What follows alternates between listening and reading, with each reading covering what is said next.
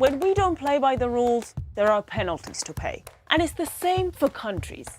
The US has placed penalties on Iran since the revolution back in 1979. They say these sanctions are aimed at the government, not the people. Using these 5 things, I'm going to show you how sanctions are affecting Iranians' day-to-day lives. Medicine has become harder and more expensive to get hold of. Sanctions are not supposed to apply to medical supplies, but they do indirectly. Some drug suppliers are now refusing to sell to Iran to avoid falling foul of the US. This has led to shortages, putting thousands of lives at risk. There are people suffering from cancer, epilepsy, or hemophilia who are struggling to get treatment. And Iran can't even make its own versions of some of these drugs because it's difficult to import the essential ingredients. Washington, on the other hand, says corruption and mismanagement are to blame.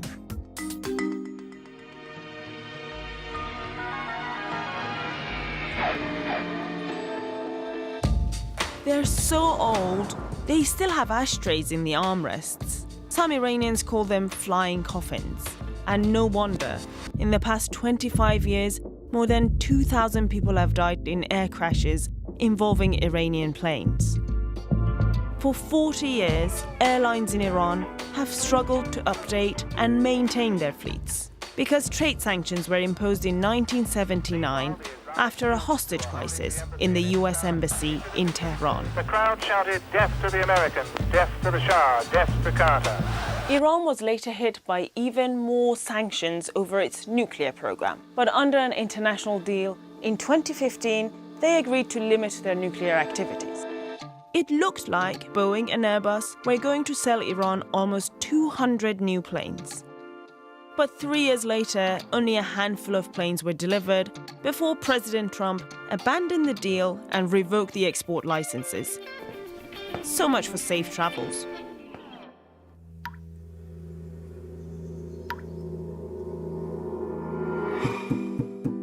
Iran is dealing with ink shortages, and the price of imported paper has more than tripled since the US pulled out of the nuclear deal.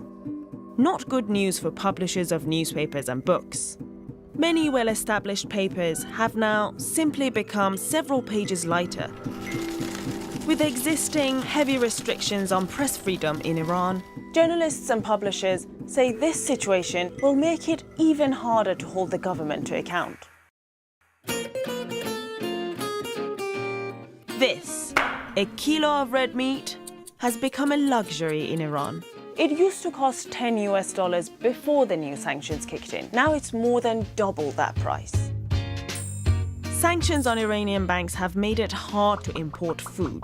So many people have been forced to simply cut meat from their diet. Nearly a quarter of all restaurants in Tehran have shut down.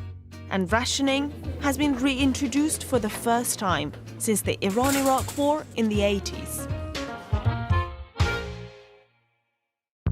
Iranians, like everyone else, use their smartphones to book taxis or food deliveries. But many international tech companies like Uber don't operate in Iran. So Iranian developers created their own versions, like this one, Snap. But the problem is Iran's 9 million iPhone users can't download these apps from the App Store because under the U.S. sanctions regulations, the App Store cannot host, distribute, or do business with apps or developers connected to certain U.S. embargoed countries. The internet in Iran is already strictly regulated and censored. So young Iranian developers are feeling the squeeze from both inside and outside the country. Whilst both Tehran and Washington blame each other for the sanctions, try convincing ordinary Iranians that these sanctions are not actually aimed at them.